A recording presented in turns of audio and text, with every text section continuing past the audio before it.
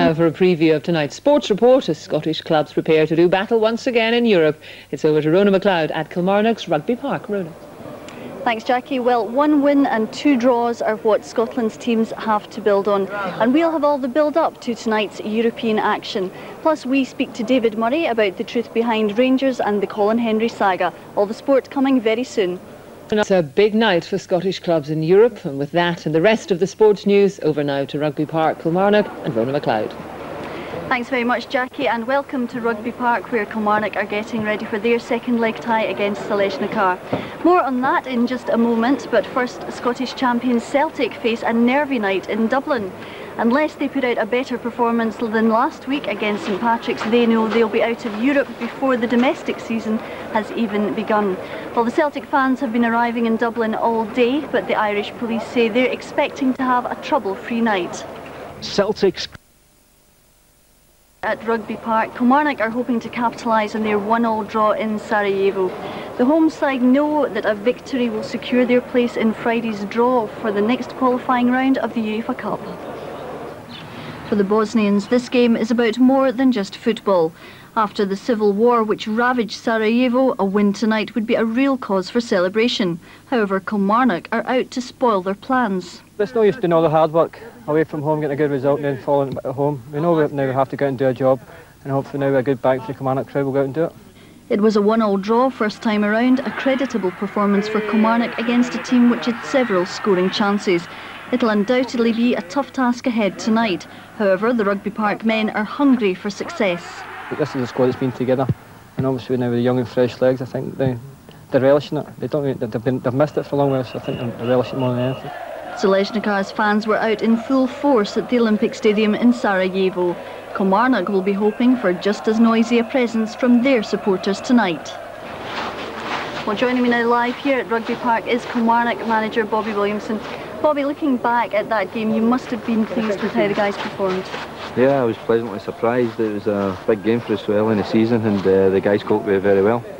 Now, what about tonight? Are you anticipating making major changes to the side? Not major changes. We played with 5 at the back over there, and tonight we'll go with a flat back 4 and one to just a winger, so hopefully we can create something.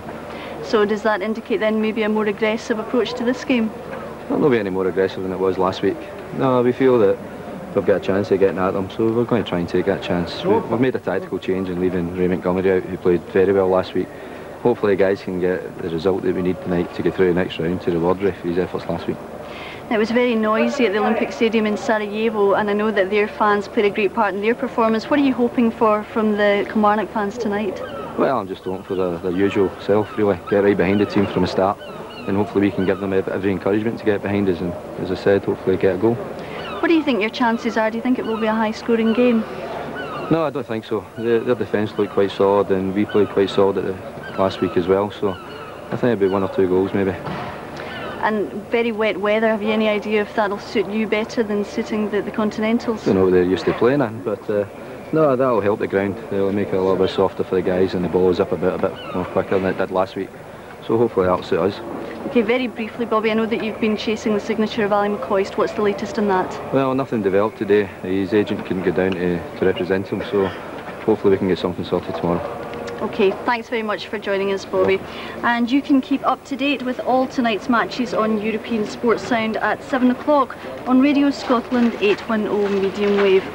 Well, meanwhile, we do have some transfer news for you. John Collins has completed his transfer from Monaco to Everton.